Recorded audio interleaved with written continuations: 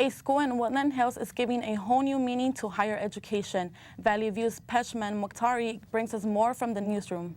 From 360 turns to somersaults and flips in mid-air, all in one man's backyard. Richard Gona's Trapeze School is a place for beginners and experienced acrobats to show off their skills. Richie Gona leaves his home twice a week for work, which is not a far trip for him. And 1, 2, go! Open! The Trapeze School in Woodland Hills is located in the backyard of Gona's house. The school ranges from trampolines to low and high-level bars. And 1, 2! The most popular attraction for the public is the high-altitude trapeze set. 24-year-old Alex Gona helps his father with classes by being the catcher. I was born into this, actually. My first swing, I was probably about 2.5 years old. You might have got some footage of my father. He's holding lines and coaching everybody today. And he moved out here to pursue stunt work, and then this trapeze school kind of spawned from that, and I've been helping him ever since I was young. Students use the ladder for their starting positions to swing down and hopefully reach the arms of the catcher. Doing tricks before reaching the catcher is optional. I started about 11 years ago, just took a class. It's something I've always wanted to try and do, and I took one class and just became passionate about it. You know, it's funny because we come here and it's like, I don't know, like a grown-up's playground, you know. Students do tricks from 360 turnarounds to somersaults in mid-air.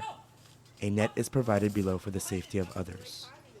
Classes are $45 on Sundays and Wednesdays, with private lessons on Mondays and Fridays. The school is not just a center for recreational learning. It provides professional experiences for advanced learners. That's it from the newsroom. Back to you in the studio. And now we go to Ryan Fonseca with a debate over marijuana and health effects. 4 states will vote this November on whether to legalize marijuana. People in South Dakota, Arizona, and Oregon will vote to modify their medical marijuana laws or make pot legal for all adults. In California, Proposition 19 will legalize retail sales of the drug for recreational use. But officials still remain divided over the issue. A former national drug czar says legalizing the drug will have a negative effect on society. An intoxicant does make people feel euphoric. In fact, it's part of the pathway to addiction. But that doesn't mean there's medical Jack Daniels or that there's medical meth or medical crack or medical heroin. This is a sham. Public health experts are mostly against legal pot because they say it will increase addiction, cause more car accidents, and decrease school performance. But others say states might approve the drug to help their economies. If they become promoters of legalized marijuana, if legislatures start floating, it's clearly in most cases, will be for revenue reasons. In California, experts predict there will be a 50% increase in sales of the drug if it's legalized. Others don't think there will be a change because the drug is already easy to obtain. Researchers in the UK found children who spent a lot of time in front of the TV and computer had more psychological problems than kids who didn't. Scientists looked at 1,000 children who kept track of the daily hours spent watching television or playing on the computer. Responses ranged from 0 to 5 hours per day. They also completed a questionnaire that asked them about their strengths and difficulties. The researchers found kids who spent 2 hours or more a day watching television or playing on a computer were more likely to have problems. Government officials in New York want to ban sugary drinks from the food stamp program. Exceptions include milk products and fruit juices without added sugar. The proposal comes as a new government effort to battle obesity. New York officials say spending money on food of little or no nutritional value contradicts the intent of the program. If the U.S. Agricultural Department okays the ban, it would be the first time an item was banned solely on nutritional value. And that's the latest with health. Back to you, Eileen. Up next, we'll give you the latest scores in sports. Let's take a look at sports with Benny Adams, and he has the latest on baseball playoffs.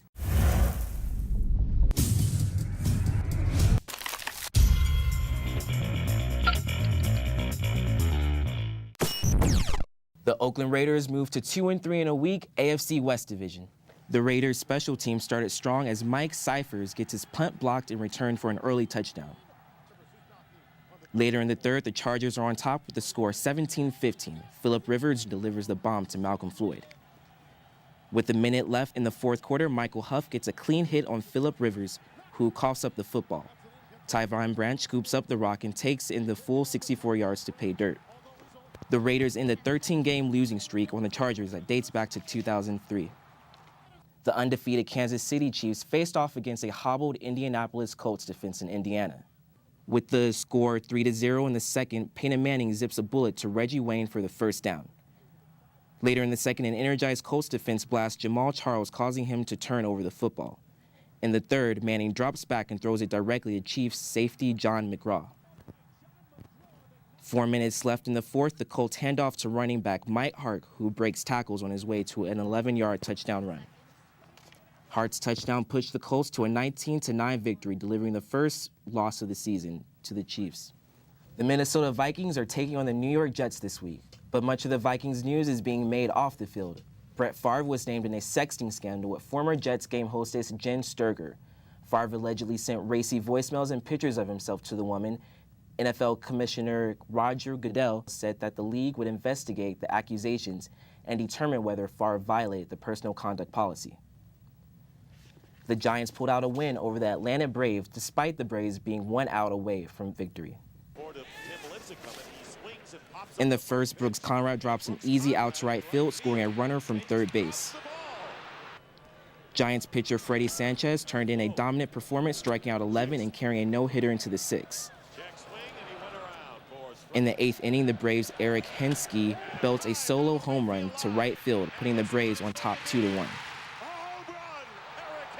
In the ninth, with bases loaded and 2 outs, Braves second baseman Brooks Conrad boots the ball, allowing the winning run to cross the plate. Conrad's 3 errors tied a postseason record. And that's the latest with sports. Back to you, Martha. A retired high school math teacher has also been teaching kids to fly over 55 years. He oversees the Kitty Hawk Squadron 3 at Whiteman Airport in Pacoima. Valley View reporter Diego Santiago has the story. This is Ralph Truglio. At 88 years old, he's one of the oldest flight instructors in the U.S. He teaches out of Whiteman Airport in the heart of the San Fernando Valley. We started here in 1951, and then we moved to Van Nuys Airport. We were there 30 or odd years. Then we came back here, and so now we're back home again. Instructor Truglio teaches young students to fly through the Kitty Hawk Squadron 3 program. It's sponsored by the North Hollywood Optimist Club. They have provided 7 airplanes for us over the years, and this is the last one that we bought. We've had this one over 20 years now, and it's been a fine machine, and I enjoy flying it. Former students like Mark Young started flying with Ralph and the program. If it wasn't for this group, I probably would not have been able to become a pilot and get my licenses. I was able to grow with my dream, becoming a commercial corporate jet pilot. A student's success is what is keeping Mr. Truglio flying. Well, I like to work with the young people, and I just feel I'm doing something worthwhile. So that's why I've stayed with it. I've been doing this with these kids now since 1955. Like almost every pilot, Instructor Truglio has had to overcome some challenges. Well, yeah, yesterday afternoon I blew a tire on the landing and ended up off the runway in a little gully over there, but they were able to get the airplane out and put a new tire on for me. Despite his age, Instructor Truglio is proud of what he does and does not appear he will stop anytime soon. Well, I'm pleased that I'm still going, and I'll go as long as I can. And when the time comes when I can't pass a physical, I'll have to stop. As a retired math high school teacher, Ralph Truglio has logged over 7,000 hours as a flight instructor in the aviation field. Just like good wine acquires its taste through time, Ralph Truglio is living proof that a man only gets wiser and more experienced through time. In Whiteman Airport in Pacoima, I'm Diego Santiago for Valley View News. Looks like Diego got a chance to fly a plane there. For Benny Adams and Ryan Fonseca, I am Marta Maciel. And I'm Eileen Carranza. Thank you and have a great week.